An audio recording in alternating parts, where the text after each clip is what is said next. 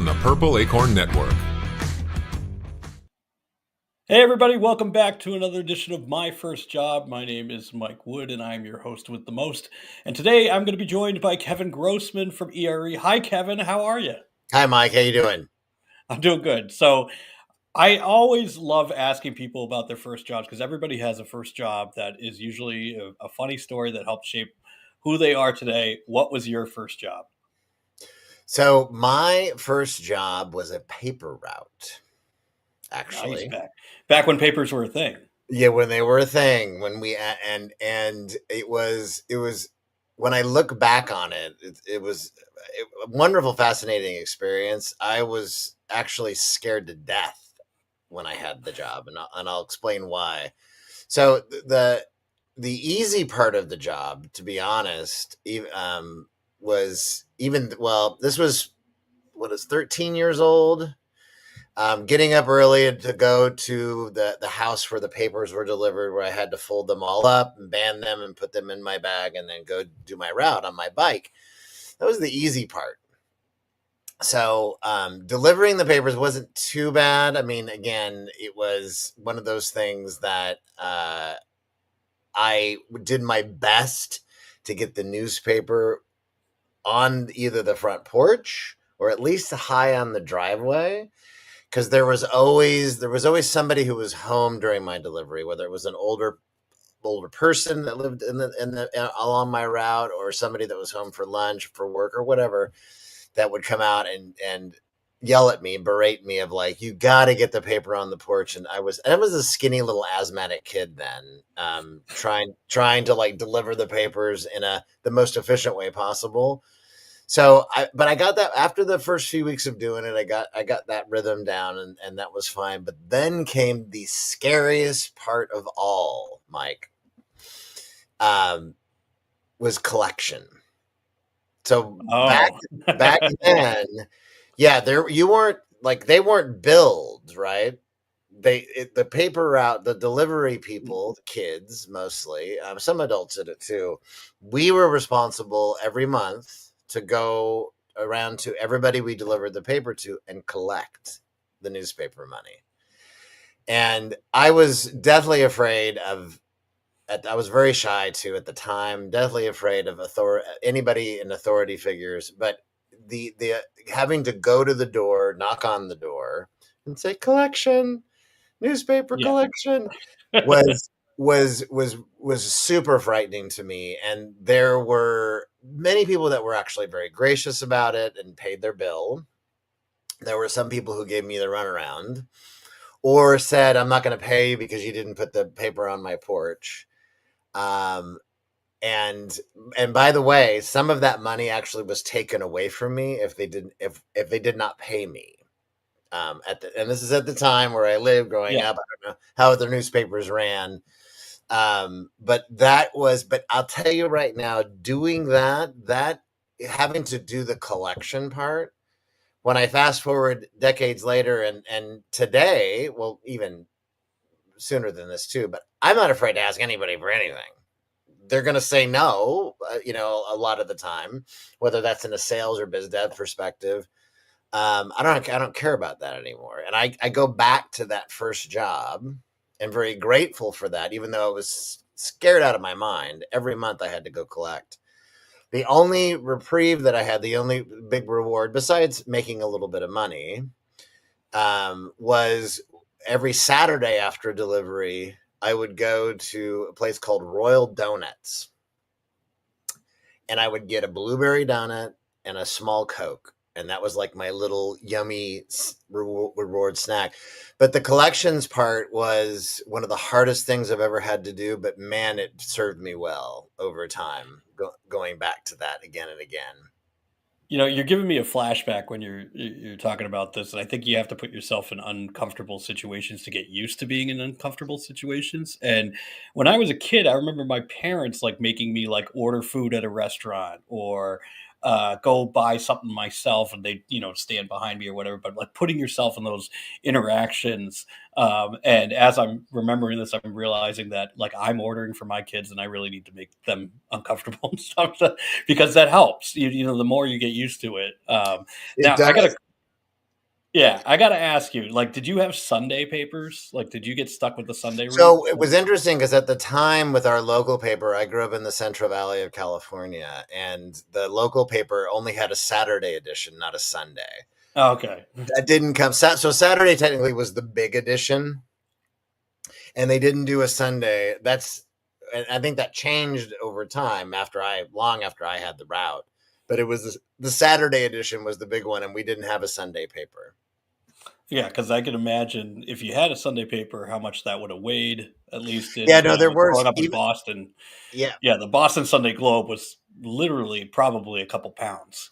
right. And this wasn't like, I mean, this was a small, circulation, a local paper in a small town in the Central Valley of California, and but Saturday still had a lot of inserts. It wasn't as big as like the Globe or the San Francisco Chronicle or New York Times or LA Times, but it was that was the biggest part. But that wasn't so bad. I think the first few weeks of trying to navigate the bike with the paper bag hanging on Yeah. the front, that was a little tricky. And luck, I don't remember falling. I think I might have tipped over, but I didn't hurt myself.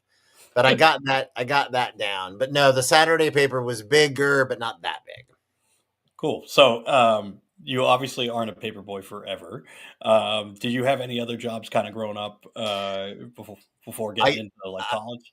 I did actually. So after that, then when I was 15 and a half, I got my a job at a supermarket, and I started during the summer, so the summer before I turned 16, and I worked in the produce department, and I actually loved it.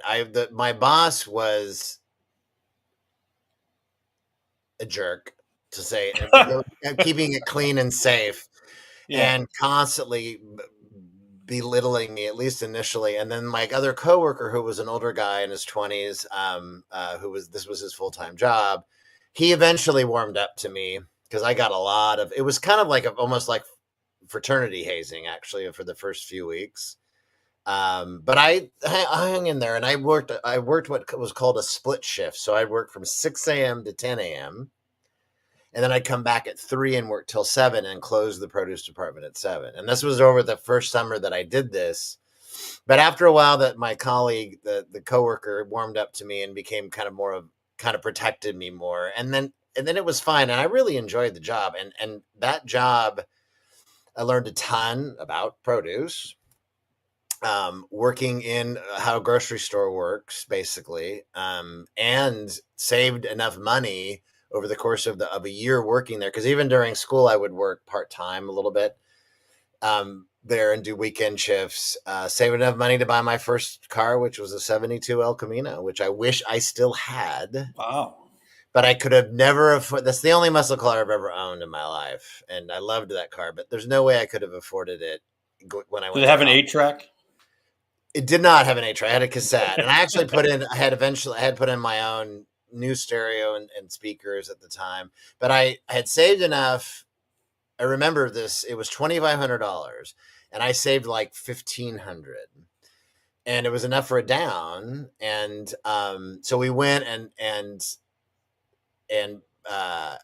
my parents were like, well, they were going to co-sign a loan for me to get for the pay for the balance, and did. And then I remember I kept bugging my dad all week. Have you heard? Have you heard it? No. So they ended up surprising me. And I come home one day from school, and it's sitting out there in front of my house, the car. Oh, that's And awesome. and then that was my first experience with credit, and with me, and paying off that loan of that car. And it was great. It was a great job, a great learning experience overall. And but with a car with that engine that got 5 miles to the gallon in the city, I was not taking that thing to college. So Yeah.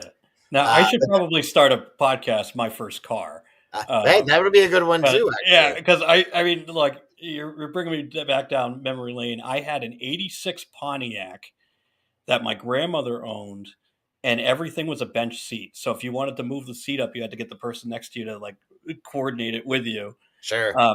It didn't have a clock in it because she was afraid of technology.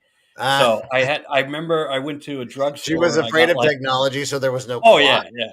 There was Wow. no clock in it. So I didn't even know that that was an option. But so I remember like we had this taped on like digital clock from like a Rite Aid or something like that. Yeah. We had that taped on there, and I would. So my grandmother lived with us growing up, and I remember driving her around. And as I said, she was afraid of technology, and so like I couldn't even like change the station on the car because she was just like, "That's gonna crash the car or whatever." Wow. Okay. Well, maybe mom knew something that we didn't, right? I don't know. Yeah, but it was baby blue. It wasn't as cool as your car. It was just a baby blue old lady car. Sure. Um, but But I've it's the only time though that ever since then, cars to me have just been a means to an end. I when I growing up, before I even bought the first car, I was drawing hot rods all the time. I was really into cars. But after that El Camino, cars just became a means to an end. But again, that job though, um, was a great job. I learned a lot on that job and made some decent money, you know, in high school working there. I worked there up until my senior year, and then did some other things after that. But that was a great job, and but I'll never forget the split shifts though, because like riding my bike at the crack of dawn, 5:30 in the morning, to go there for that first shift, and then coming back and vegging out, and um, then going back at 3 and closing at 7. It It was takes a up good your job. entire day. It Takes was up your it entire was it was, but I mean, I was 15 and a half, 16, 17 years old. It's like in those summers, it was I was still hanging out with friends. I would still do stuff, go home and go swimming in the middle of the day because we had a pool. And growing up in the Central Valley of California, it's super freaking hot in the summer. day. So it was, but it was all good. But that was a great job. So I think those two jobs were really foundational, actually, to be honest. The paper route and that job, foundational in a lot of things that I had learned over the years and then applied to. Yeah. So, I mean, you've been in the industry for a long time, at least longer than I've been in the industry. And I was kind of wondering, how did you get started in the whole like recruiting TA space? So it is probably like a lot of people talk about, kind of by accident, but not really. I mean, it's so in the .com heyday. So in the late '90s, I was working for a marketing communications firm in San Jose, and doing a lot of product launches with products and services launches with Silicon Valley companies like HP and Silicon, a lot of different companies. And that's another job. But it's funny that that we're talking about jobs. That's another one where I learned some invaluable lessons, but that was a super harsh environment. And even today in my elder age, if I'm stressed about work, and I dream about that place. Every single time, that place. But I worked with some wonderful people, and but long story short, though, I did that for like 3.5 years, and then there was a startup in Santa Cruz where I live now called Tapestry Net, and they had these candidate communities, developer community, IT community, and bilingual Japanese professional communities. That were There was a platform built on top where we, at the time, this is in '99 now, end of '99, touting artificial intelligence matching. A little early to be doing that in the space, but we had our own secret sauce algorithm. We had a partnership with Burning Glass and parsing resumes, and then I did some ad hoc recruiting because on behalf of our customers that we were helping to shortlist candidates for them. And this is, if anybody who's ever worked in at the .com heyday, you were hiring people, developers off the street to like get them a job and start programming. Mhm. Um, and so we were doing a lot of that for organizations. So I really fell in love with recruiting and hiring because that's what our platform was for in the first place. And then we had a good run until um, well, the dot-com bubble was already bursting anyway, and 2000 into 2001, and then when 9/11 happened, Yep. a sad day in our country. A lot of businesses, that was it, especially on the startup side, and especially in our space. And the work dried up, and we had to lay off the entire company. I think But people forget that, right after that, like, that's when everything burst, it, was it right it after was that. it was really, things were barely holding on. By the way, Yeah, and when then, I like, look back, people are like, until "Okay." that happened, Yeah. and then all bets were off. And then I remember my so that's how I got involved in the space basically. And then from that point, never looked back. And I don't know if you remember, and most of my tenure though, for the 26 years I've been, mostly on the HR recruiting tech side, except for the past 10 plus years of running the Candy Benchmark Research Program, which I still do. But I don't know if you remember HR Marketer. Yep. Okay. So Mark Williman, who was the creator and founder of that, I started working with him in 2003 and helped him grow and scale that business until 2010, Oh, 11. I never Um, knew that. So yeah, that's how I met Rhonda Taylor and how I met a yeah, lot of people Rhonda. in Yeah, yeah, the. yeah. So, Yeah.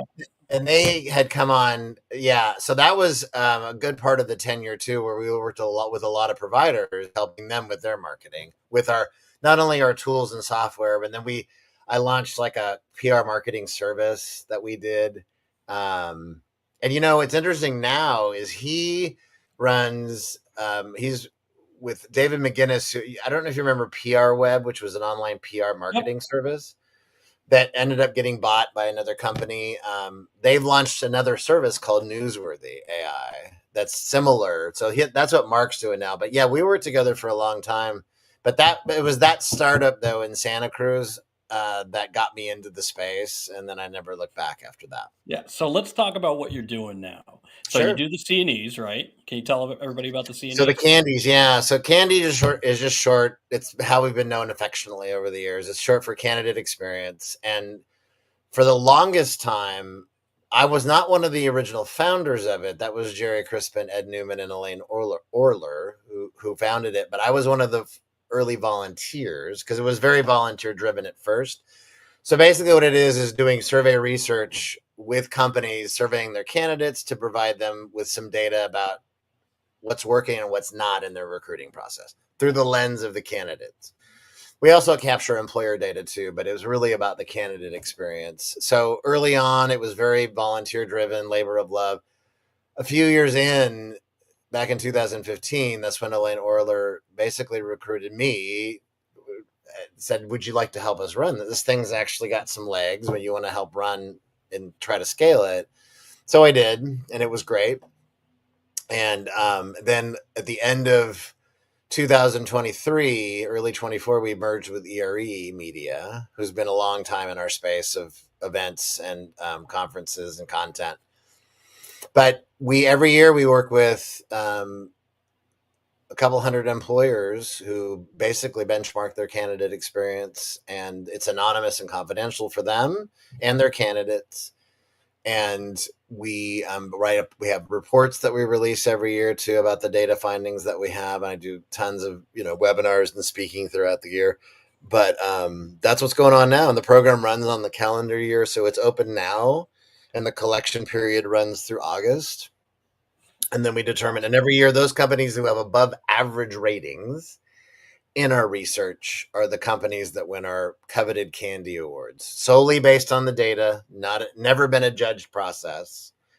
And that is what we do. Then in September we announce who the winners are, and Yep. then the beginning of the year we start all over again. So that's what we do. And unfortunately, even though there's a lot of great companies that we work with, and blessings to them, candidate experience is has been in a free fall. And Okay, because that's what I yeah, was gonna it's say, been in a free fall. I mean, just it's good to hear that some companies care about it. Well, they do, and But I mean, so here's the thing, though, Mike. One important point to bring up.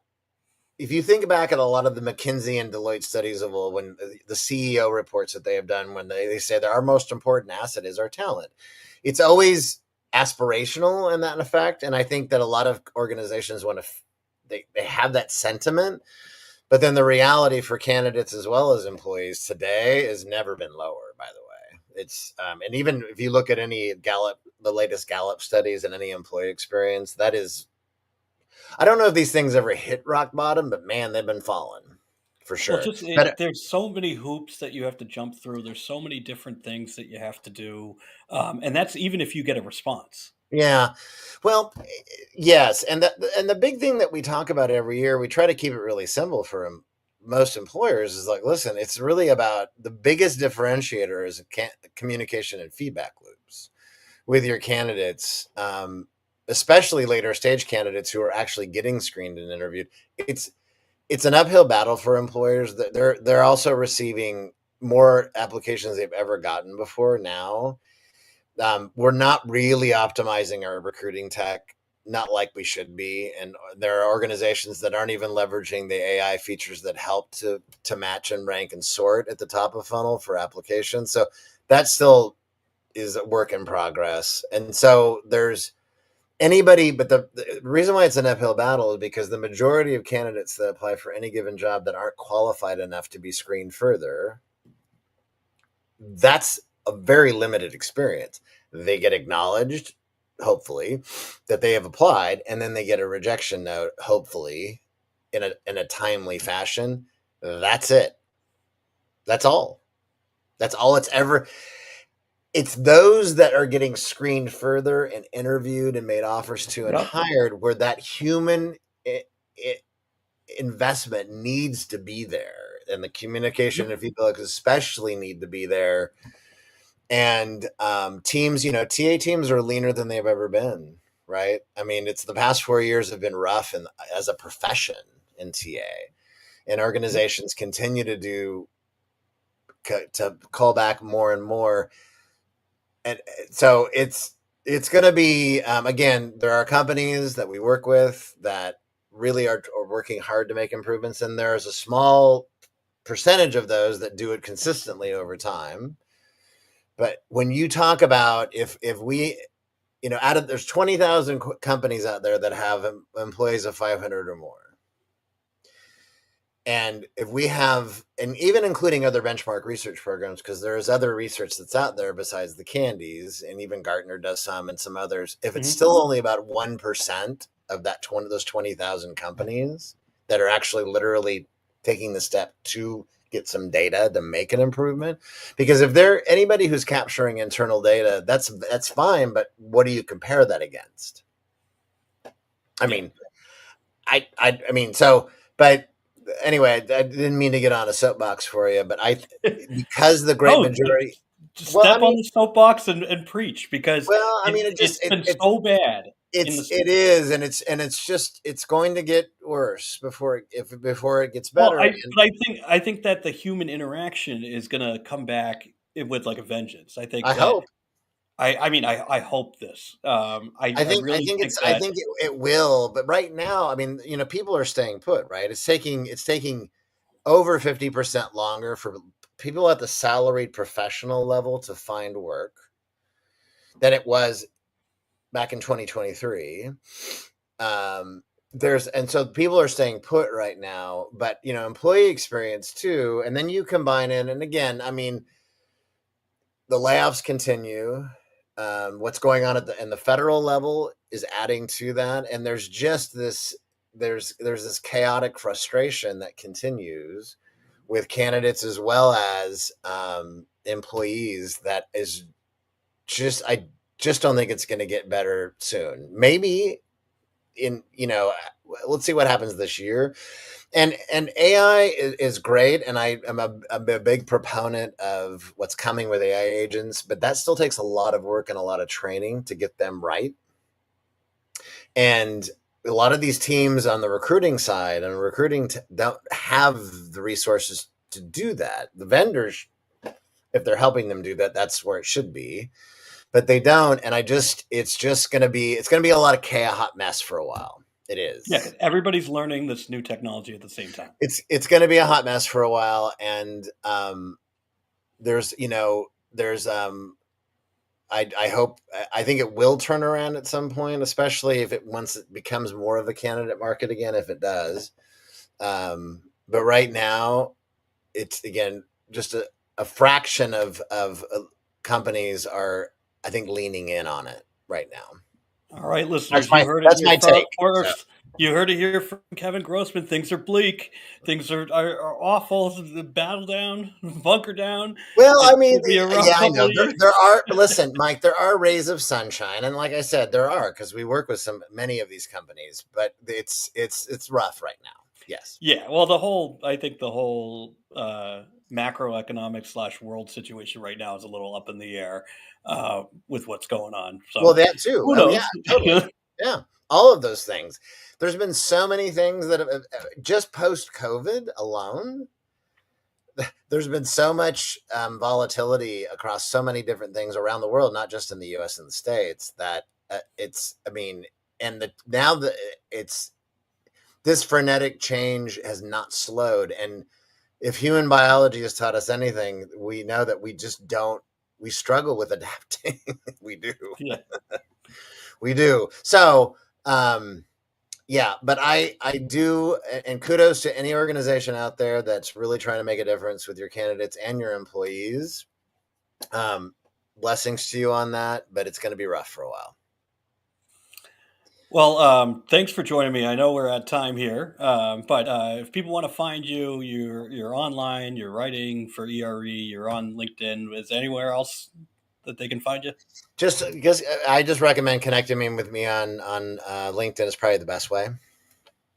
All right. Well, thanks, Kevin. Thanks, Mike.